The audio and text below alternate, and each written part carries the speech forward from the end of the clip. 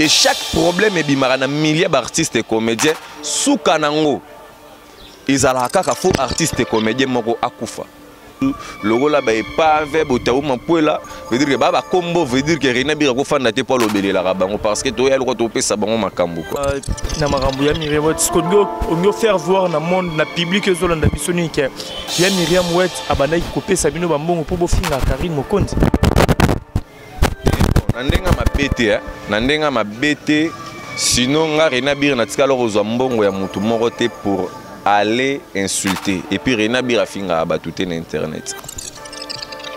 La lar ba fingele la ebatu. Logo la mwana wana mura. Atinde la mbongo kwa afinga Karine.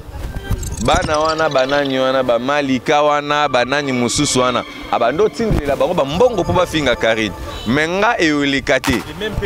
Donc c'est-à-dire que nga ezalaki ka kenote ah ser moi pia kezali oh moi autant au moins n'a pas et ça la rappelle moi bien c'était que ça nenga tozalaki nga na ye ya ke onote au moins numéro bonini be d'ailleurs soki na bina compter le ba nombre de fois o nga na to solo là eleki 5 fois te poate ana niveau te ozo comprendre neko comprendre que bato ba fonctionnaire ndé boye donc souci na bango ezalaka po ba nuire kaka na image la réputation Karine Mokonzi yango moni bazo soutenir ye et pas wana azali ko soutenir na ba mwana wana mwasi wana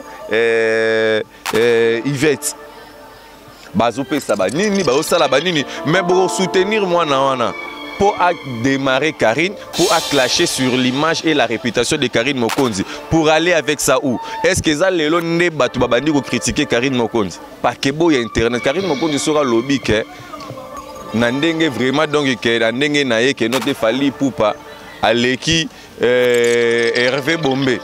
Il y a problème te aleki Hervé Bombé. Il y a problème te et bon bozongo problème poigni a confirmer qu'aleki Hervé Bombé parce que azala na ye ayebi Karine Mokonzi ayebi ba force ya Hervé Bombé ayebi de ayebi ndenga matara kaleso na ndenge Hervé Bombé ki tara kaleso Karine Mokonzi ayebi atali ba contrôler mana ndenga image te abandoko legisela eta Fifi Siwa alingaki mobali ya mutu et que mwasi wana tala lobite mona mwasi lokola lingi mobali nanga na sala e mabe na tindelela ba criminel.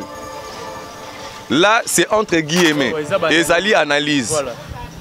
Criminel atiki ba tutu ayekaka ko agresser Fifi Siwa c'est qu'il y a un problème. Vous comprenez? C'est-à-dire que Fifi Siwa il faut à se faire vérifier bien. Vous comprenez? Azalaka na problème nana parce que oh ils a déjà ba avertissement déjà liwa. Vous comprenez? Dieu merci. Dieu merci. Fifi Siwa a envie malgré que nous autres ça pas sa super blessure.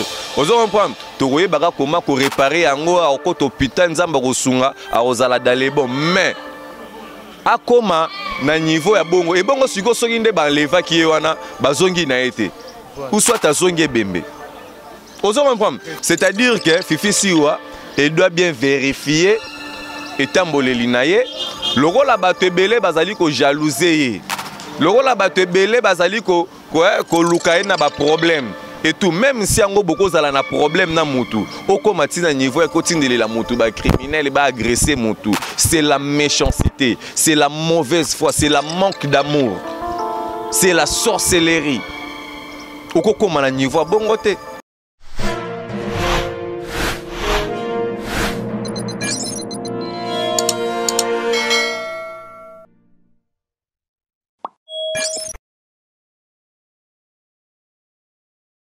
De savoir que vous êtes nombreux de nous suivre partout dans le monde en ce net ce moment. Bonjour, bonsoir, ça dépend de l'heure à laquelle vous nous captez. En ce net ce moment, bienvenue encore dans votre tranche magazine Star en face. Donc je pense déjà la bataille pour comprendre que je suis avec René Abir, il est Macron Fachi de la presse. Vous s'abonnez vraiment à la trace RDC News. Vous partagez ma vidéo, Nabiso pour le report de soutien à la trace RDC News. Alex Ngandou, moi la Moulouba les Benjamin de la presse, encore et toujours, Naza toujours. Pour la nouvelle, un grand merci à toi, Olivier derrière la caméra. Merci à Maman Safi Ilong et Papa Eric Bikembele, Paola Schengen qui est à Londres. Maman Sociale, merci à toi encore.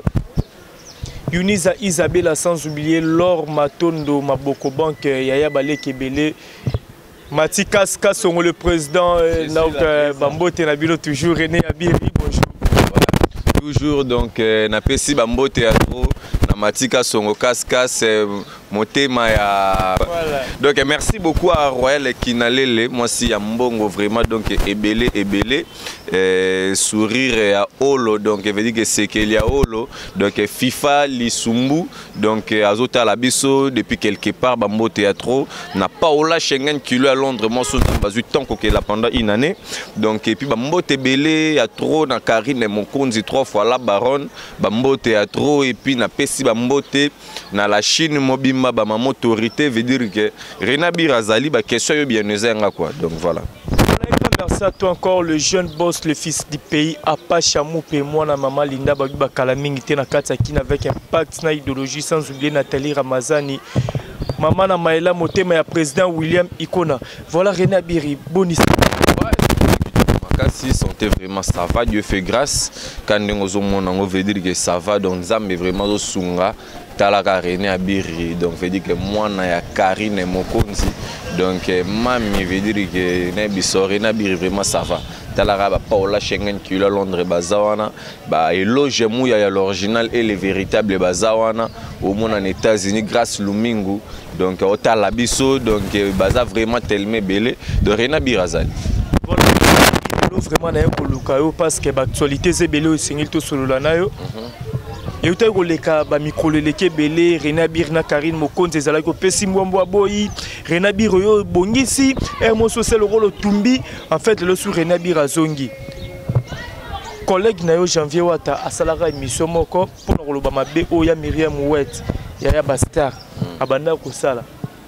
Et puis ezana émission to salara particulièrement ngana yo au recadrage janvier na tout à propos mamou janvier lobaka oboyaka mamou janvier lobaka au dénonçara keza balokuta makambo belé bato belé pe ba collègue belé bayambaro mais vidéo moko ti koleka tout à l'heure wana ezobi bimi lisusu René Abiri obalukelia Myriam Ouet obambie kutuna kombo pour aller plus loin botaou mafuela ce que topé sa janvier raison makambo lobaka tout ça parce que ozongeli Karine Mokonzi parce que bato belé pe bolo ba René Abiri comme na suni ozongela Karine Mokonzi tout ça mais oloba trop salité oni bato musuna vifo ko réencadrer bango moni janvier wata wana madok azaf madok massa nanga donc mutu nangi quoi donc veut dire que ça va donc sokia lobaka pona épave veut dire que lobara ou ezalaki botaou mapuela donc veut dire que maman wana veut dire que kombo pelo ko pesa Myriam Ouet a combien pas parmi botaou mafuela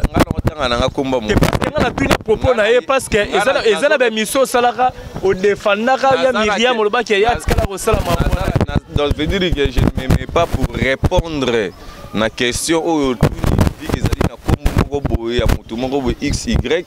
Mais sinon René Abiri akolobaka kande kaka makambo na ye donc sinon moni bato musuba bato opesa bagage te omoni épave muta salié muta foulié muta orienté a PCP makambo eza Karine Mokonzi ozomba parce que ndenge zana na ndenge ba mikili wana surtout contrôler vraiment bien ça la ranonté ozo comprendre à ça la ranonté abeta soki au moins ba ne belé peut-être kuna na poto sope to landeli pe ata mu la rapé na mukanda elongi pe ya mutu ozo comprendre donc sinon makambo janvier loba janvier constaté janvier loba n'est qu'à vérité et soit bango sigo passe pour anine et pourquoi bazo se mettre car na kimute mamabe envers Karine Mokonzi ozo comprendre de veut dire que au mona mutu de naye pas à charge à Karine Mokonzi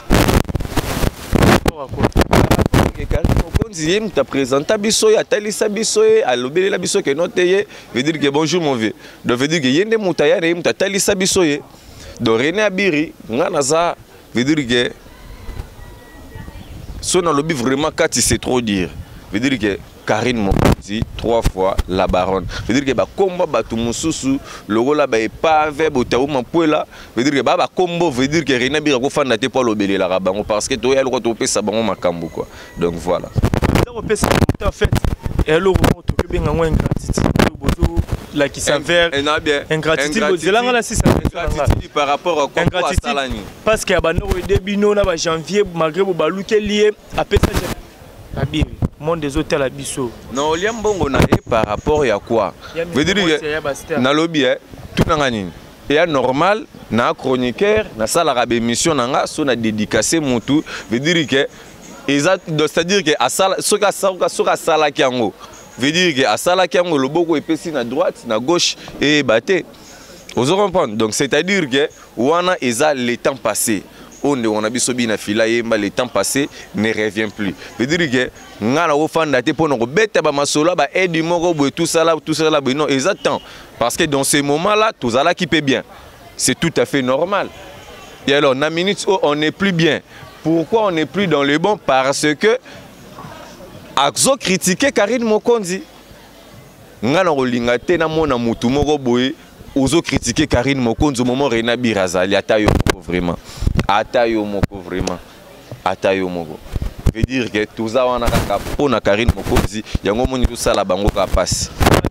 Clore non na marambo ya Myriam Wet on faire voir na monde na public zolanda bisoni ke ya Myriam Wet abana ki kopesa bino bambongo po bofinga Karine Mokonzi na ndenga mabete sinon nga Rena Bir na tikalo kozwa mbongo ya mutu moko te pour aller insulter et puis Rena Bir afinga abatute na internet.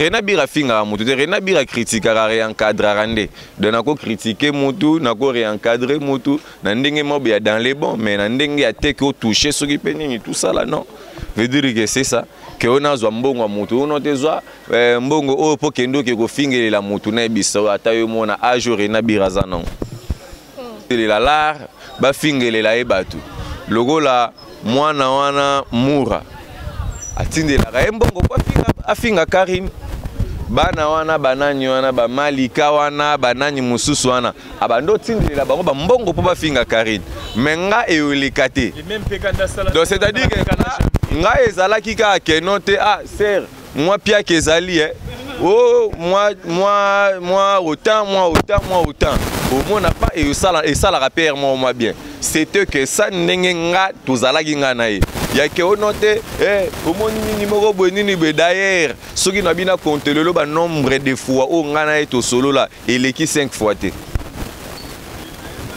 donc izarara bonjour ouais non biso vérité Dieu m'attend parler si on a compté le nombre de fois ya ko solo la ngana na téléphone izarara bonjour na message maman nana besoin nini moko be tout ça là bo na ebi kazali mutu soki ezali soki pe ezali peut-être mikolo nga moi pia kezali et puis on passe.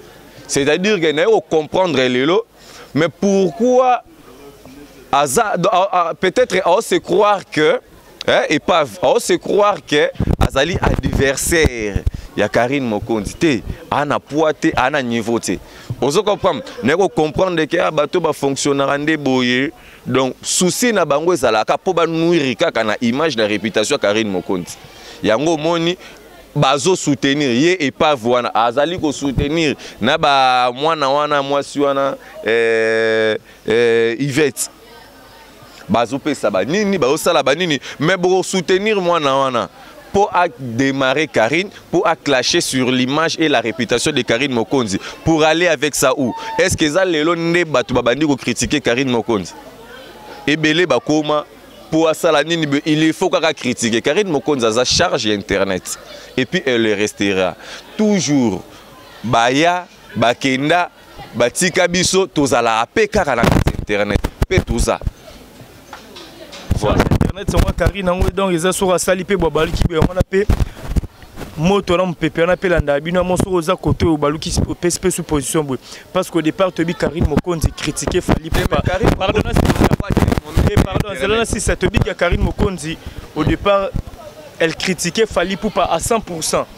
À cette émission, na fait rigola artiste na biso ils allaient repérer si moi boy wana na contacté par une vidéo moro boy il y a émission mtokyo landa rotala parce que ça critique sur critique mais le lot tout le monde peut sous Karine na page pour dire que na Congo mutaleki fali pour passer donc azala qui ne peut à changer de même que pour pas Karine au longo père Myriam au longo se père Myriam aux ongeli sous Karine nga rena biri na zalaka toujours kana Karine Mokonzi tina lelo na dépinde na bandana tina lelo na zalaka toujours na Karine Mokonzi singa famille bendana mais kata na raté ezonga ozo comprendre Karine Mokonzi aza lokola singa toti komona sous liwa et frapper les sous fort na ngambu ya artiste comédien de kona biso diana toti kotika biso na liwa na ye kaka ndenge ezalaka soki mutu akufi bamakambo ebele bimaka tozoyoka kuna azalaki ndumba bimala bamibala batu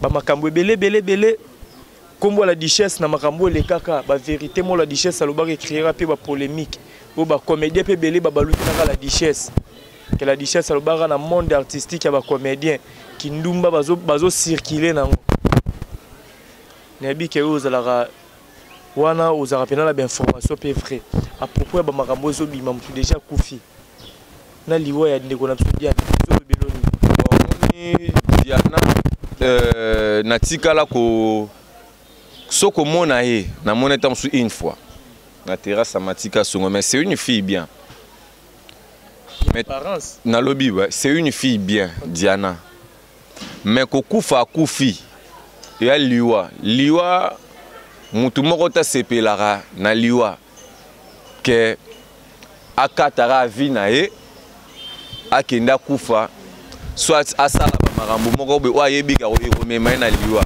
mutu akoko se permettre ko risquer na makambo tout mais akoki jamais ko se permettre ko risquer na likambo oyo komema envers liwa. Déjà si tu as une émission c'est avec beaucoup d'amertume na kati ya motema nanga bandeko na biso artiste comédien balingani te bana unité te bana amour te bazana bolingo ya mbebo mais ya kati ya motema te bana bolingo ya ke batu bamona ke nayeki kotala ye nayeki kotala masa nanga tosalaki na nini bwe mais na kati ya motema baza unité. Hier nalai kosolola na sœur nanga Paola Schengen kilo à Londres. Tu bando ça n'est qu'à moi analyse moi bien un téléphone.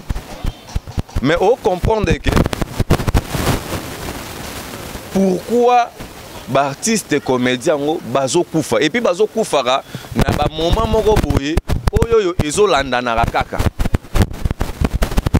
Soki moko a se retirer na kata click moko boye o bazalaki X ou Y soki kaka meki ko sala ka retour il faut automatiquement d'ailleurs. Et chaque problème est bimara na milliers d'artistes et comédiens sous kanango. Ils ala kaka faux artistes et comédiens moko akufa. Na ebité. Ils ala ka dit à quoi? Yabalo dit à quoi? Dit à etamboleli, dit à quoi? Dit à ba secret oyo deux fois peut-être ba mibimisi la randenga ba écran. Parce que elle faisait aussi partie de la polémique oyoyo et outil koleka récemment na kati na YouTube. On peut dire que batu oyoyo diana zalaki na bango na problème na internet nde babomie. Et ça ba entre guillemets. Oso comprendre grande fille bongo loro la Diana Koufi comment na batu ko interpréter le rôle la ndumba et tout mais moi si tout on a balité. Azana Nundumba, c'était une femme libre parce qu'à Balakite, je ne sais pas si Zalagi na moana, à Rosalata la moana, moko tam soumi balé et tout, là ça dépend que d'elle.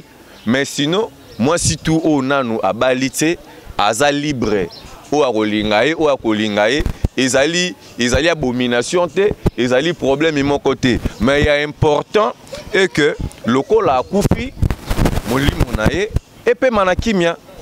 Veut dire que Moussa Koufi, Alebino Bandi Souko se mettre au contrôler. Au nom d'Abanda qui obimana intel, Abanda ko bimana intel, Abando bimana intel. Mais tant Abando ko bimana bentel ou à gauche, droite ou XY. Tu étais où pour nos conseils, pour nos 17 ans sous arrêté. Et Liwa ya Diana, le commis sujet à critique. mais Diana ngo bozo finga na internet bolia na ye botambola na ye peu importe etamboleli ya mutu bo calculer pe famille ya bato o eza na perte na motema ko perdre une grande fille bongo. Ça fait mal, c'est triste de voir ce genre de comportement na kati ya média. C'est vraiment triste. Yango moninga René Abirita Fatima comme béton de la presse na rosal effort na kita vraiment na résidence kuna na famille. Bandeko o bazali ko pona yoka keno ba bengana ki Gabriel na matanga ya ndeko na biso et tout. Bandeko na biso pe o bazo bengana ba na matanga kuna pa ba Diana. Il faut bailler que Gabriel, bien sûr que Nandenga bon moyibo Diana Zalaki, bakoko zala bazalaki na ba problème. Oyo yo batutu ba soanaka. Non lo ba bete pour nos côté de la Gabriel, mais non lo ba ka vérité. Ozo reprendre. Oui, c'est bien bon. Bako zala bazala be ennemi, mais na ki ennemi o bazalaki nango topé na ba problème o bazalaki nango. Gabriel o sepelate Diana Kufa, Diana pas o sepelate que Gabriel akufa. Et ça là moi bien bo attention na ba problème mais au moins na mutongo bo so na nae aza envie. Ozo comprendre que au moins a été même si yo kanisa que Gabriel Rolinga a kende a fonctionné na ba makambo mo be pour foncer tié comme à niveau que Gabriel a kufa. Je ne pense pas que au sala yango ozo comprendre, je ne pense pas. Donc hier excusez, coupez d'abord. Ça fait mal. Mais pourquoi batu barobenga na Gabriel? Gabriel na Diana bazali baza ba sœur ou basalaka musala moko. Ozo comprendre? Et acte au Gabriel a sali ya ko kende ko na famille ya bandeko Diana. Gabriel a sali acte moko ya malamu. Ozo comprendre? Ezali pour se faire acquitter na problème. Cela montre que Gabriel n'avait pas de problème. Hein? Bien sûr que Balé n'a problème, mais Azalaki vraiment na problème vraiment te na katsa motema na ye. Elle n'avait pas des arrière-pensées na cœur na ye. C'est-à-dire que Gabriel Azali mutumoro malamu. Ozo comprendre? Parce que nganabi Gabriel dans la fin d'année une fois ou deux fois. Ouais bah si roi non zala non na rond-point qui poinza. Ozo comprendre? Je connais bien la dame. Vous comprenez? Donc c'est-à-dire que Azamutu il arrivera nango ko soit na pesa la nango même muto bo soit na ranaye to monango awa ko felo media ko feleli papa nae hein to monango awa mais to mona Félix Oise comme monstre moko bongo to ebike balaka na polé mais Félix Oise quoi a komelela ko felo media mon cher frère mes sincères condoléances. Vous comprenez? Eza polémique, ezali guerre ya marambu, ezala kanango kaka bongo ezali concurrence loyale. Veut dire que bo fongo la porte pour ndeko na biso Gabriel, soki aye encore kotala ndeko na biso Diana famille ya Libota ndeko na biso Diana.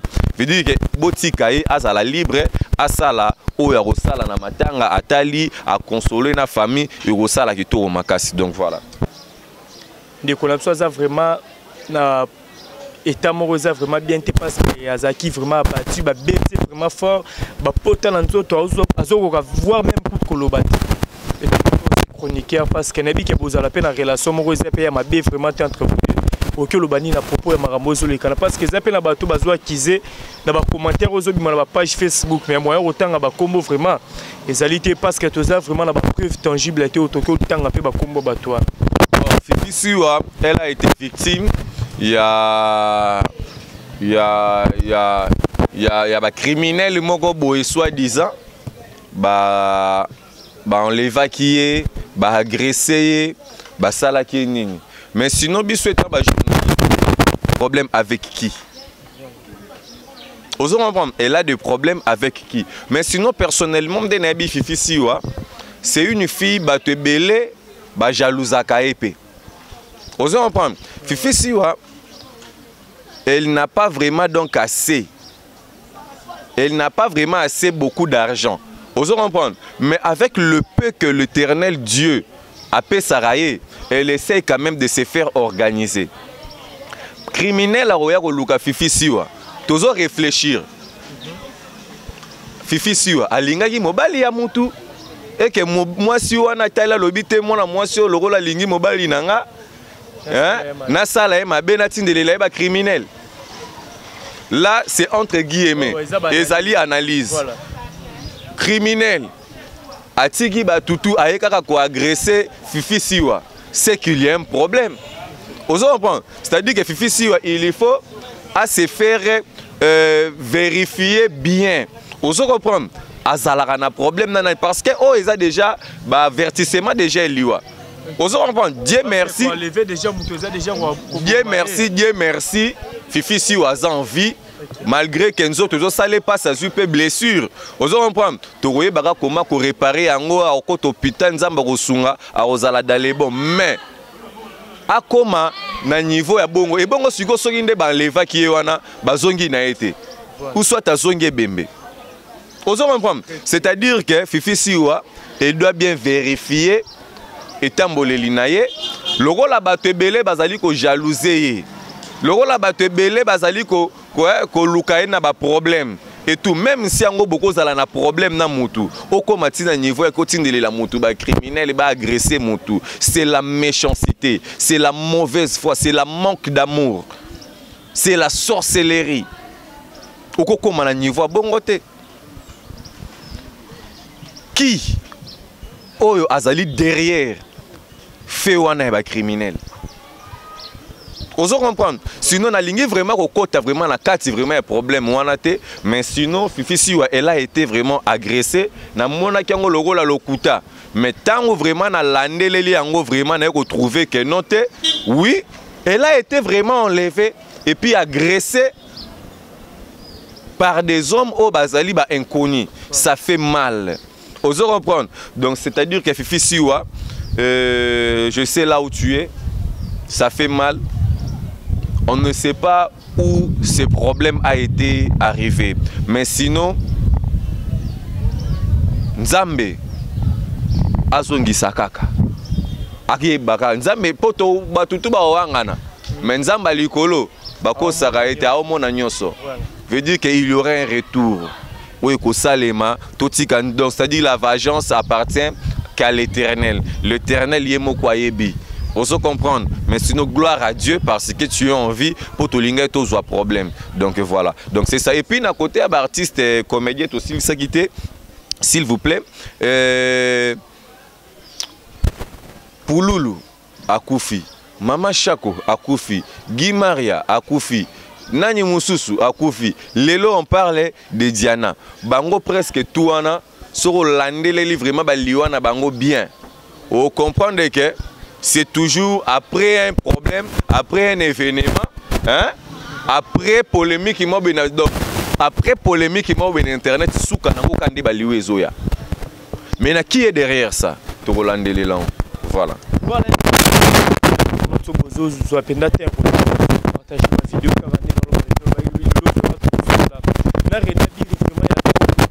Vers la fin.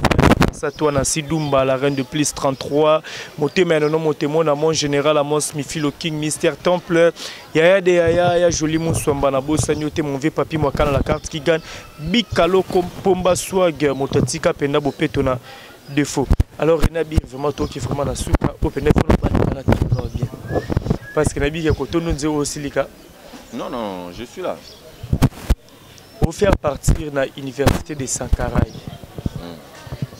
Ba guerre tout eux les canons wenge et l'Obama qui a faire tout ça vidéo et bimi faire à soutenir Zénith de Paris où ils a déjà pour C17 il y a grand frère Naé il y a ex-patron Naé le big boss où rançon le roi de la forêt Sankara longo maison mère Maramboleke belé je sais que vous êtes au courant et le même fait le même Sankara pour critiquer les sous vidéo et faire rigoler cela qui a soutenir Zénith c'est les big boss où rançon les rois de la forêt. Ça dit à quoi la polémique au deux les Canaa. Bon moni premièrement Sankara de Koutawe wa bambote belé sikazali donc wana zali président ya ba porte-parole tout ya Congo initiateur de l'université Sankaraï yoko ba toujours quoi au moni Hervé Bombé à la race de vipères. Hervé Bombé a finga wera a salela wera son clip que vieux jaloux. Vous comprenez? De ezate que ote ayembango pe vraiment donc ina nzembo. Bazui mutu bazui garçon moko boye ya bien te mapeka solo aya ko imiter elongi awe ranson a le capé otala oteka misape longi elelo okende ko sala vidéo ya ke batu ba soutenir parce que do po ba bengisi yote oya obeta na Zénith de Paris non. Et puis pour comprendre que non te ezali vidéo moko sans impact sans idéologie. Oui, ranson obeta concert journée les 17.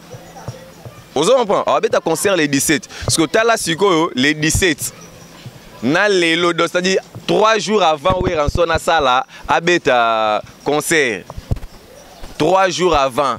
Les 3 jours, tu es depuis selon tout les 17, c'est 3 jours. Tu pas dit que tu maman. Les 17 c'est à lobby. Un problème, tu es presque. Tu es dans lobby. Tu es 3 jours avant. Toti goko sabat. De 3 jours avant. 3 jours avant concert, il y a ranson en 4 Zénith. Oyo sali la ranson. Te babiloka boisa la rapasi hein. Vu qu'à mon akenote héritier watanabe la cause nostra la pulga motona tembe azam bon terme na les big boss Weranson Fabrigas Maestro azam bon terme avec Weranson côté kuna Robino Mundibu azali un bon terme avec Weranson côté kuna Otala Fali Poupa azam bon terme avec Weranson et puis un bon terme avec Ofielo Mide et ça la kenote veut dire que à comprendre que la musique vraiment la ndenge me Congo azate. Veut dire que Atika, quand il y a un sourire de singe, Atika, quand il y a un sourire de singe, veut dire que garder bandi na yo. De yo lobe que okoka. Veut dire que kumbana na charge na wana kati na suka. Logolo luke de guerre. Na wenge musique maison mais veut dire que kende nango kati na suka bando le bando bomba manduki. Rien. To kena binoka bongo. Veut dire que à ça la vidéo ou pas. Oui, rançon on ça la plein. Na phénomène ya ba combattant bokecho atelemi azolo bakaloti wera yo senge ba pardon. Mais bokecho ogelo ta wera yo senge pardon ni bokecho on dirait là on a problème spirituel hein. Bokecho on dirait là on a problème spirituel pour mutu normal le rôle la bokecho vraiment sur azama mutu normal. Ya okende ko sala ma combat na poto RO et puis combat contre banani contre ba artiste et musicien atayo moko.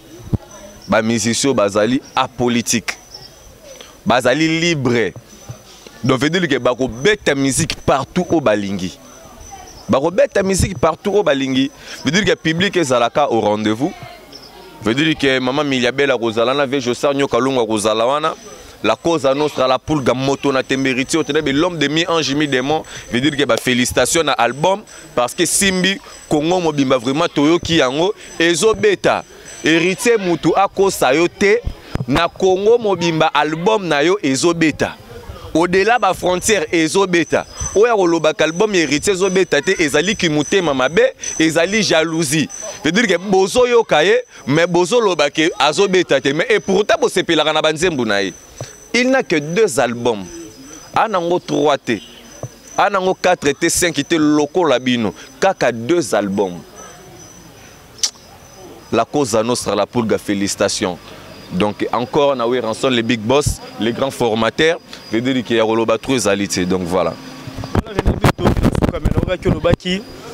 Oui, rançon a bien bon terme na fali pour pas mais hôtel la vidéo Sankara sala qui ba l'autre fois où les cas qui y a ba il a fallu pour dire mon ami millionnaire tout ça apparemment il loko wana ndenge Sankara sala ngara sala pour de presse pour nous annoncer déjà départ na longo maison mère.